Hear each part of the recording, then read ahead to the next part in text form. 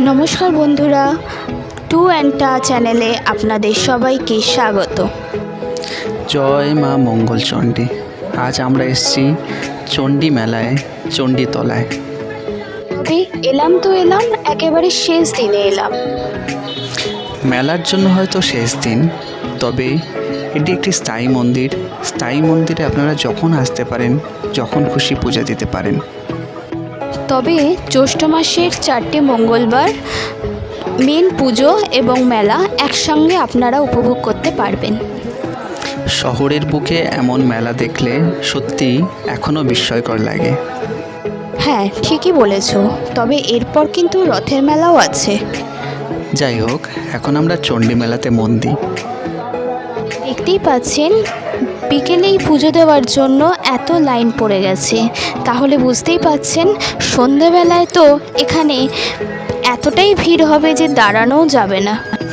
সাথে মন্দির প্রাঙ্গণে বিরাট জায়গা তো আছে, যেখানে প্রচুর দোকান বসেছে, যেমন প্রতিটা মেলায় হয়ে থাকে। তবে কলকাতার অন্যান্য মেলার থেকে এই মেলাতে জায়গাটা একটু বেশি, তাই দোকানপাট মেলাটা অনেক বড় করে বসেছে। এখানে চণ্ডী মন্দিরের সঙ্গে সঙ্গে মন্দির প্রাঙ্গণেই আরও বেশ কিছু মন্দির আছে। কখনো যদি আপনারা আসেন তাহলে আপনারা এখানে অনেক প্রতিমার দর্শন করতে পারবেন।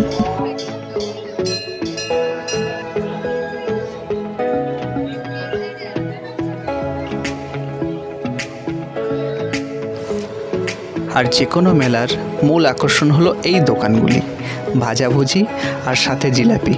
কি বলেন, তাই তো? মন্দির প্রাঙ্গণে বিরাট জায়গা জুড়ে বসেছে পূজার ডালার দোকানগুলি।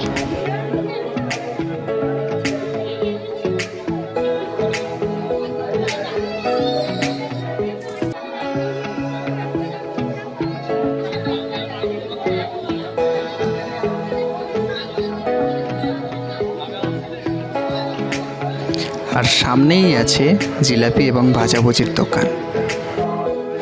আর এই হলো সেই বিরাট লাইন, একেবারে মন্দির প্রাঙ্গণের এ মাথা থেকে ও মাথা পর্যন্ত।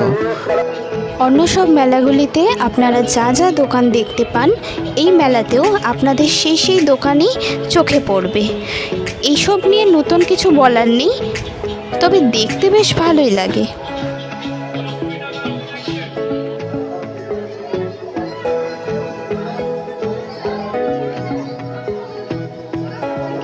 প্রত্যেকটি মেলাতেই নানা রকম মানুষের সমাগমই হলো মেলার পরিচয়।